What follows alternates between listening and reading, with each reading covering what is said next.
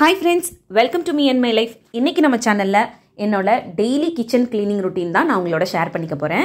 என்னோட இந்த kitchen cleaning ரொட்டீனை நான் எப்படி ஈஸியாவும் சிம்பிளாவும் ஃபாலோ பண்ணிட்டு இருக்கேன் அப்படின்ற விஷயங்களும் இந்த வீடியோல நீங்க பார்க்கலாம். அது மட்டும் இல்லாம கிச்சன்ல நிறைய கிளீனிங் வேலைகள் ஒரே நேரத்துல சேர்ந்து நம்மள டென்ஷன் பண்ணாம இருக்கிறதுக்கு நான் என்ன சின்ன சின்ன டிப்ஸ் ஃபாலோ பண்றேன் அப்படின்றதையும் இங்க ஷேர் பண்ணியிருக்கேன். இந்த வீடியோ உங்களுக்கு ரொம்பவே யூஸ்ஃபுல்லா இருக்கும். வாங்க வீடியோக்குள்ள போலாம். நம்மள சில பேருக்கு நம்மளோட கிச்சனை எப்படி க்ளீன் பண்ணுறது, அந்த கிச்சன் கிளீனிங் ரொட்டீனை எப்படி ஃபாலோ பண்ணுறது அப்படின்ற ஒரு தாட் தான் இருக்கும். அதுக்கு பதிலாக இந்த கிச்சனை எப்பவும் எப்படி க்ளீனாக வச்சுக்கிறது அப்படின்னு யோசிக்க ஆரம்பிச்சிட்டிங்கனாலே கிச்சன் க்ளீன் பண்ணுற வேலை உங்களுக்கு பாதிக்கு பாதி கம்மியாயிடும். அப்போது உங்களோட கிச்சன் கிளீனிங் ரொட்டீன் ரொம்ப ஈஸியாகிடும். கிச்சனில் கிளீனிங் வேலைகளே இவ்வளோ இருக்கே அப்படின்னு நினச்சி டென்ஷன் ஆகிறத விட்டுட்டு அந்த கிச்சனில் அவ்வளோ கிளீனிங் வேலைகள் சேராமல் இருக்கிறதுக்கு என்னெல்லாம் ஃபாலோ பண்ணலாம் அப்படின்ற குட்டி குட்டி டிப்ஸ் தான் இந்த வீடியோவில் நான் உங்களோட ஷேர் பண்ணிக்க போகிறேன். ஃபர்ஸ்ட் நம்ம கிச்சன் கவுண்டர் டாப்பை எப்படி க்ளீனாக வச்சுக்கிறது, அதுக்கு நான் என்ன மாதிரி சின்ன சின்ன டிப்ஸ் ஃபாலோ பண்ணுறேன் அப்படின்றத உங்களுக்கு சொல்கிறேன்.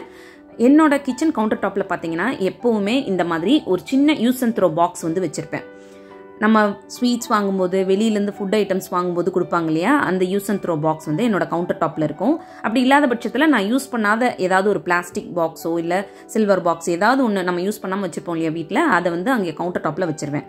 இது எதுக்காகனா நம்மளோட காய்கறிகள் நறுக்கும் போது கிடைக்கக்கூடிய வேஸ்டேஜை போட்டு வைக்கிறதுக்கு. அது மட்டும் இல்லாமல் சமையல் முடிக்கிற வரைக்கும் நம்ம என்ன மாதிரியான வேஸ்டேஜ் ஐட்டம்லாம் போடுவோமோ அது எல்லாத்தையும் இந்த மாதிரி அந்த பாக்ஸில் போட்டு கலெக்ட் பண்ணி வச்சிருவேன். என்னோட சமையல் வேலை முடிச்சதுக்கப்புறம் இதை எடுத்துகிட்டு போய் வெளியில் வச்சிருக்க டஸ்ட்பினில் டிஸ்போஸ் பண்ணிடுவேன். இந்த மாதிரி வச்சுக்கிறதுனால நம்மளோட கவுண்டர் டாப்பும் க்ளீனாக இருக்கும். கவுண்டர் டாப்பில் டைரெக்டாக அந்த மாதிரி குப்பைகள் போடுறத நம்ம அவாய்ட் பண்ணிக்க முடியும். அப்படி போட்டு வச்சோம் அப்படின்னா கவுண்டர் டாப்பை க்ளீன் பண்ணுறதுக்குன்னு தனி ஒரு டைம் எடுக்கும். ஸோ தட் இந்த மெத்தட் நான் ஃபாலோ பண்ணுவேன். அடுத்ததாக நம்ம சமையலுக்கு காய்கறி நறுக்கும் இல்லையா, அப்போ யூஸ் பண்ணக்கூடிய இந்த சாப்பிங் போர்டை காய்கறியெல்லாம் நறுக்கி முடிச்சுட்டு அப்படியே வச்சுட்டு அதுக்கப்புறம் சமையல் முடிச்சதுக்கப்புறம் க்ளீன் பண்ணிக்கலான்னு போட்டு வச்சோன்னா அதில் அந்த காய்கறிகளோட கரை அப்படியே ஒட்டிக்கும். அதுலேயும் இந்த பீட்ரூட், மாதுளம்பழம் இந்த மாதிரி ஏதாவது நறுக்கிட்டு அப்புறம் க்ளீன் பண்ணலான்னு போட்டு வச்சோன்னா அந்த க்ளீன் பண்ணக்கூடிய நேரமே ஜாஸ்தியாகும். அதுக்கான எஃபர்ட்டும் நம்ம ஜாஸ்தியாக போடுற மாதிரி இருக்கும். சில நேரம் ஒரு சில கரைகள் போகும், ஒரு சிலது போகாது. அதுக்கப்புறம் திருப்பி நம்ம அந்த சாப்பிங் போர்டை யூஸ் பண்ணுறதுக்கு கஷ்டமாக இருக்கும். அதனால இந்த மாதிரி நறுக்கிறதுக்கு யூஸ் பண்ணுற சாப்பிங் போர்டு, கத்தி, அப்புறம் நம்ம மிக்சி ஜாரில் ஏதாவது அரைச்சி எடுத்தோம்னா அப்புறமா கழுவிக்கலான்னு போட்டு வச்சோம்னா அதுவுமே க்ளீன் பண்ணுறதுக்கு சிரமமாக இருக்கும். ஸோ இது எல்லாத்தையும் அப்போதைக்கு நார்மல் வாட்டரில் க்ளீன் பண்ணி ட்ரேல வச்சிருவேன். அதுக்கப்புறம் சமையல்லாம் முடிச்சதுக்கப்புறம் அதை எப்படி ப்ராப்பராக க்ளீன் பண்ணி வைக்கணுமோ அந்த மாதிரி க்ளீன் பண்ணி வச்சுக்குவேன். அடுத்ததான் நம்ம சமைக்கும் போது யூஸ் பண்ணக்கூடிய இந்த மாதிரி குட்டி குட்டி கண்டெய்னர்ஸ், மசாலா பாக்ஸஸ் எல்லாம் கவுண்டர் டாப்பில் தான் மோஸ்ட்லி சமையல் முடிக்கிற வரைக்கும் இருக்கும்.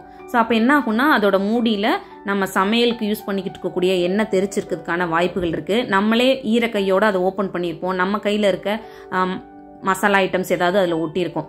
ஸோ அதை என்ன பண்ணுவேன்னா உடனே ஒரு வெட் கிளாத் வச்சோ இல்லை ட்ரை கிளாத் வச்சோ க்ளீன் பண்ணிவிட்டு இருந்த இடத்துல திருப்பி ஆர்கனைஸ் பண்ணி வச்சுருவேன். இப்படி வச்சிட்டோம் அப்படின்னா அந்த பொருள் எப்பவுமே சுத்தமாகவும் இருக்கும். அந்த பாட்டிலை நீங்கள் அடிக்கடி க்ளீன் பண்ண வேண்டிய அவசியம் இருக்காது. இந்த மாதிரி சின்ன சின்ன க்ளீனிங் வேலைகள்லாம் அப்பப்போ முடிச்சு வச்சிட்டோம் அப்படின்னா நம்ம கிச்சன் மட்டும் இல்லை, கிச்சனில் வச்சிருக்கக்கூடிய பொருளும் எப்பவும் பார்க்கறதுக்கு பளிச்சுன்னு இருக்கும். கிச்சன் வேலைகளும் ஜாஸ்தியாக சேராது. அடுத்ததாக நீங்கள் பார்க்க போகிறது எல்லாமே என்னோட டெய்லி கிச்சன் கிளீனிங் ரொட்டீன் தான். ஒவ்வொரு முறை சமையல் முடிச்சதுமே என்னோட கிளீனிங் ரொட்டீன் எப்படி இருக்கும் அப்படின்றது தான் உங்களோட ஷேர் பண்ணியிருக்கேன். மதியம் லஞ்ச் முடிச்சதுக்கு அப்புறமா இருக்கக்கூடிய கிளீனிங் வேலைகள் தான் இப்போ பார்த்துட்டு இருக்கேன்.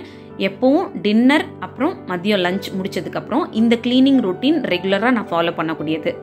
ஸோ இதை வேறு எந்த வேலைக்காகவும் அப்புறமா பார்த்துக்கலாம் அப்படின்னு சொல்லி நான் எப்பவும் போஸ்ட்போன் பண்ணி வச்சது கிடையாது.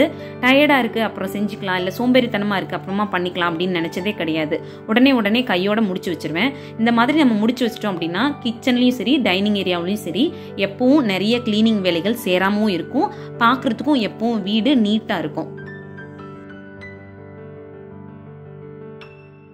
சமையல்லாம் முடிச்சதுக்கப்புறம் கவுண்டர் டாப் இப்படி தான் இருக்குது. ஸோ இதை ரெகுலராக க்ளீன் பண்ணி வச்சிட்டோம் அப்படின்னா நம்மளுக்கு தனியாக இதை டீப் க்ளீன் பண்ண வேண்டிய அவசியம் இருக்காது. வீக்லி ஒன்ஸ் நீங்கள் டீப் க்ளீன் பண்ணிக்கலாம். நான் என்ன பண்ணுவேன்னா ரெகுலராக அந்த ஸ்டவ் ஏரியாவில் அதுக்கப்புறம் கவுண்டர் டாப்பில் எல்லாத்துலேயும் ஒரு சின்ன டிஷ்யூ பேப்பர் வச்சோ இல்லை நியூஸ் பேப்பர் வச்சோ ஃபஸ்ட்டு அந்த எண்ணெய் எல்லாத்தையும் தொடச்சி எடுத்துருவேன். நம்ம சமைக்கும்போது தெறிக்கக்கூடிய எண்ணெய்கள்லாம் இருக்கும் இல்லையா, அது எல்லாத்தையும் முதல்ல டிஷ்யூ பேப்பர் வச்சு க்ளீன் பண்ணிடுவேன். அந்த கவுண்டர் டாப்லேயும் இருக்கும், பின்னாடி அந்த ஸ்டவ்வுக்கு பின்னாடி இருக்கக்கூடிய சுவர்லேயுமே பார்த்தீங்கன்னா எண்ணெய் எல்லாம் தெரிச்சிருக்கும். ஸோ அதனால இந்த மாதிரி ஒரு பேப்பர் வச்சு க்ளீன் பண்ணிவிட்டு அதுக்கப்புறம் கிளாத் வச்சு க்ளீன் பண்ணோம்னா ஈஸியாக இருக்கும். ஸோ அதனால் இந்த மாதிரி க்ளீன் பண்ணதுக்கப்புறம் ஒரு வெட் கிளாத் வச்சு ஃபுல்லாக தொடச்சி எடுத்துருவேன். ஸோ அந்த மாதிரி டெய்லி நம்ம ஒரு 5 minutes to 10 minutes கிச்சனுக்குன்னு ஸ்பெண்ட் பண்ணோம் அப்படின்னா கிச்சனில் நிறைய அடிஷ்னலாக சேரக்கூடிய க்ளீனிங் வேலைகளை வந்து தவிர்த்துக்கலாம். அதே மாதிரி எப்போ நீங்கள் கிச்சனுக்குள்ளே போனீங்கன்னாலும் கிச்சன் வந்து பளிச்சுன்னு இருக்கும்.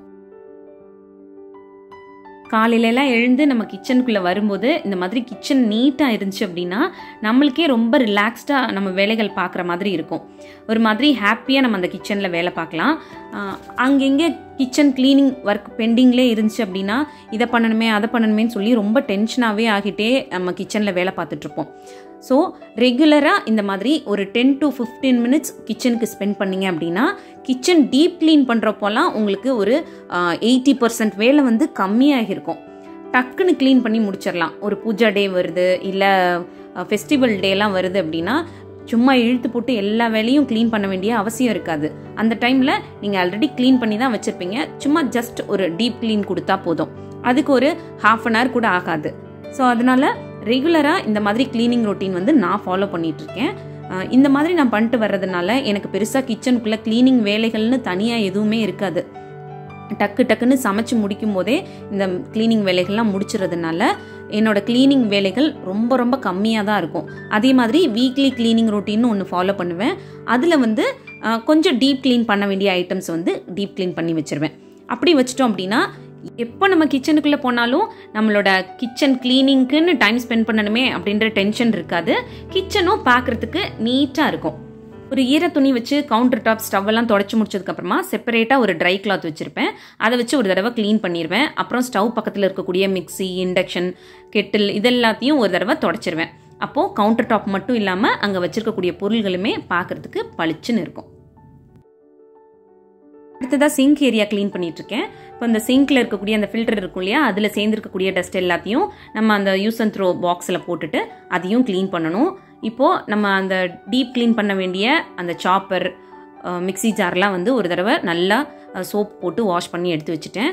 இந்த சிங்கை க்ளீன் பண்ணுறதுக்கு லைட்டாக நம்ம சோப் லிக்விட் இருக்கும் இல்லையா, அதை வச்சு இந்த மாதிரி லைட்டாக தேய்ச்சி க்ளீன் பண்ணிட்டோம் அப்படின்னா சிங்க் ஏரியாவுமே எப்பவும் க்ளீனாக இருக்கும். ஏன்னா சிங்க்ல எல்லாம் வந்து உப்பு கரைகள்லாம் நிறைய படிய ஆரம்பிச்சிச்சுன்னா க்ளீன் பண்ணுறதுக்கு கஷ்டமாக இருக்கும். அப்பப்போ அந்த ஒரு 5 minutes எடுத்து க்ளீன் பண்ணி வச்சிட்டோம்னா அந்த உப்பு கரைகள் படிகிறதையும் நம்ம தவிர்த்துக்க முடிஞ்ச அளவுக்கு. அதே மாதிரி கிச்சன் சிங்க் வந்து எப்பவும் க்ளீனாக இருந்துச்சு அப்படின்னா தான் கிச்சனுக்குள்ளே ஒரு பேட் ஸ்மெல் இல்லாமல் இருக்கும். பூச்சிகள் ஏதாவது வர்றதையும் நம்ம அவாய்ட் பண்ணிக்க முடியும். எல்லா வேலைகளும் முடிச்சதுக்கப்புறம் ஒரு தடவை கிச்சனை மட்டும் இந்த மாதிரி பெருக்கிடுவேன். அப்போது ஃப்ளோரும் க்ளீனாக இருக்கும். ஸோ இந்த மாதிரி தான் என்னோட கிச்சன் க்ளீனிங் ரொட்டீன் இருக்கும். ஒரு 10 to 15 minutes ரெகுலராக ஸ்பெண்ட் பண்ணுறது மூலமாக நம்மளோட கிச்சனை வந்து எப்பவும் க்ளீனாகவும் பார்க்குறதுக்கு பளிச்சுன்னு வச்சுக்கலாம். ஸோ இந்த வீடியோ இதோட முடியுது. இன்னொரு யூஸ்ஃபுல்லான வீடியோவோட நான் உங்களை மீட் பண்ணுறேன். இந்த வீடியோ பிடிச்சிருந்ததுன்னா வீடியோ லைக் பண்ணிவிட்டு நம்ம சேனலை மறக்காமல் சப்ஸ்கிரைப் பண்ணுங்கள். தேங்க்யூ.